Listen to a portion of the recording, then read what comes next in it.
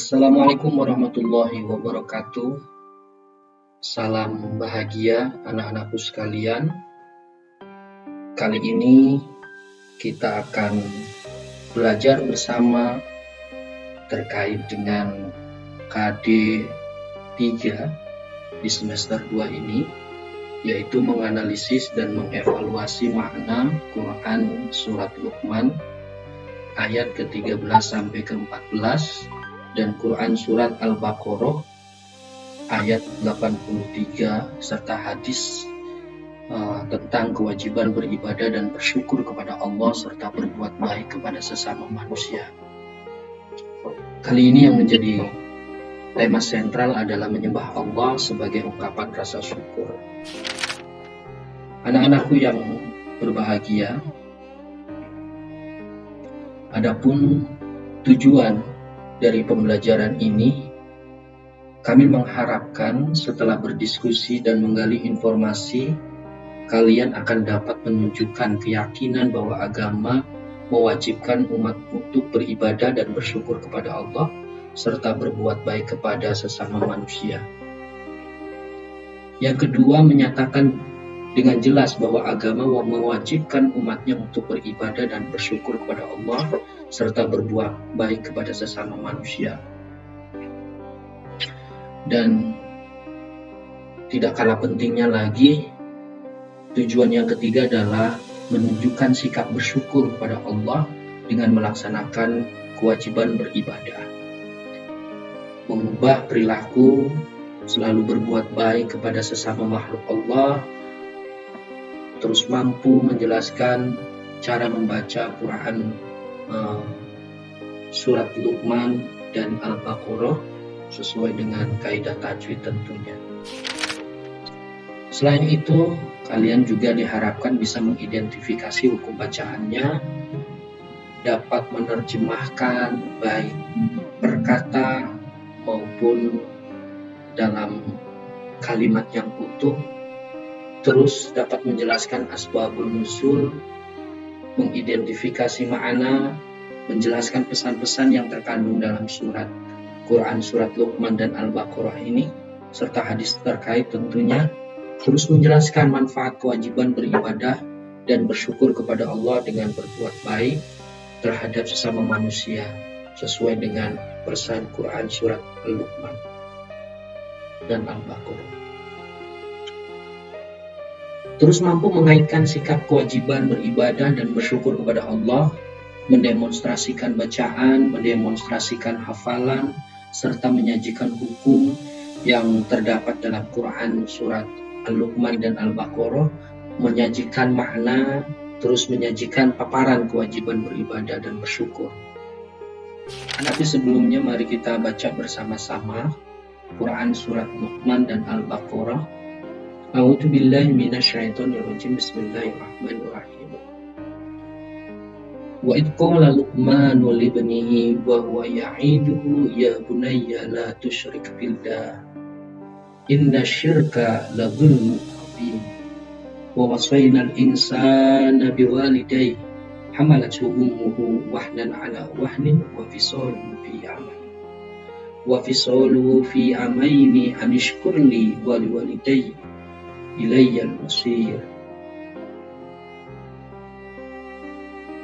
Sementara surat Al-Baqarah ayat 83-nya, Bismillahirrahmanirrahim.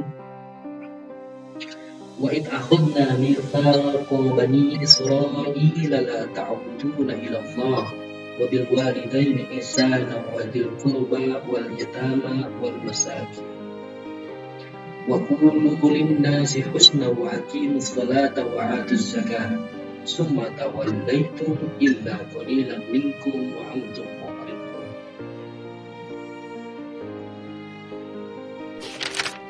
Nah, anak-anakku sekalian yang saya sayangi, jika bacaan dari Quran Surat Luqman ini, ketika kita mengidentifikasi hukum bacaannya sudah sangat jelas, bahwa di sini saya memberikan beberapa contoh. Yang pertama yaitu lafal qola. Qala sudah sangat jelas memiliki 3 ciri di sana, yaitu fathah bertemu alif, ya, maka ini disebut dengan mad tabi'i. Ya, alasannya karena fathah diikuti alif. Begitu juga yang kedua yaitu libnihi. Ini adalah qalqalah sughra karena huruf ba bertanda sukun di tengah kata. Dan yang ketiga ya'idu ya bunayya, mad silah qasirah. Di sini ada ha berharkat, rumah terbalik ya. Ha dhamir berharkat didahului huruf berharkat dan diikuti huruf selain hamzah. Nah, berikutnya adalah ladulmun azim. Ini sebenarnya ada 2 hukum bacaan. Yang pertama adalah Zumatain bertemu dengan ain, yang mana ain ini adalah huruf halqiyah, sehingga ini hukum bacaannya adalah idhar halqi, dibaca jelas. Dan yang hukum kedua adalah azim. Ini adalah mad aridli sukun, mad tabi'i dibaca waqaf. Berikutnya anak-anakku sekalian, ini wahnan ala. Dan ini sudah sangat jelas, sangat masyhur sekali hukum bacaan yang mungkin banyak sekali kita dapatkan dalam bacaan Al-Quran, yaitu hukum idhar halqi dikarenakan fathatan in bertemu atau fathatain bertemu dengan huruf ain. Anak-anakku sekalian yang saya banggakan, berikutnya kita juga bisa melihat bagaimana hukum bacaan yang ada dalam surat Al-Baqarah ayat 83. Ini bisa anak-anakku bisa lihat bersama-sama. Wa'id akhadna, ini ada hukum mad tabi'i, terus nifaqaq, ya. Ini nifaqaq, ini ada mad tabi'i juga. Terus ada huruf mad tabi'i 2. Yang pertama adalah karena ada kasrah bertemu dengan ya, dan berikutnya ada huruf fathah bertemu dengan alif, ya. Cara membacanya 2 harakat juga. Nah, ini anak-anakku sekalian, berikutnya selanjutnya bisa kalian lihat dan nanti sebagai aktivitas kalian, yaitu telusuri kembali Quran surat Luqman, terus Al-Baqarah, terus temukan lafal-lafal yang mengandung hukum bacaan yang belum ada dalam tabel, kemudian masukkan ke dalam tabel buatan kalian sendiri di buku catatan. Nah, terus kami juga mengharapkan anak-anak sekalian bisa menghafal 2 ayat tersebut.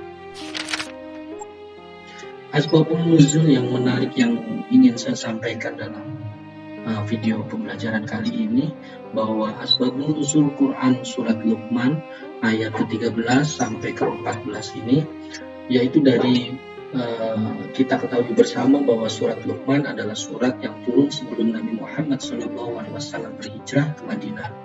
Semua ayat-ayatnya Makkiyah, demikian pendapat mayoritas ulama. Dinamakan surat dengan Luqman dikarenakan surat ini mengandung berbagai wasiat dan nasihat yang disampaikan Luqman kepada anaknya. Adapun sebab turunnya ayat ini, para musafir berpendapat bahwa ayat ini turun terhadap permasalahan Sa'ad bin Abi Waqqas. Tatkala dirinya memeluk Islam, lalu ibunya mengatakan kepadanya, "Wahai Sa'ad, telah sampai informasi kepadaku bahwa engkau telah condong kepada agama Muhammad. Demi Allah, aku tidak akan berteduh dari teriknya matahari dan angin yang berhembus. Aku tidak akan makan dan minum hingga engkau mengingkari Muhammad dan kembali kepada agamamu sebelumnya." Nah, Sa'ad adalah anak laki-laki yang paling dicintainya, tetapi Sa'ad enggan untuk itu. Dan ibunya menjalani itu semua selama 3 hari, dalam keadaan yang tidak makan, tidak pula minum, serta tidak berteduh, sehingga Sa'ad pun mengkhawatirkan. Lalu Sa'ad datang menemui Nabi Muhammad SAW dan mengadukan sikap ibunya kepadanya, maka turunlah Quran surat Luqman ayat ke-13 dan ke-14 ini. Sementara asbabun nuzul dari surat Al-Baqarah ayat 83 ini adalah ketika para pendeta Yahudi mengetahui bahwa ciri-ciri kenabian orang yang dikabarkan dalam Taurat sesuai dengan ciri-ciri fisik Rasulullah, namun kemudian mereka ingkar terhadap kitab mereka sendiri dan menyembunyikan hal itu terhadap orang lain dengan mengubah isi dari kitab Taurat itu. Naudzubillah.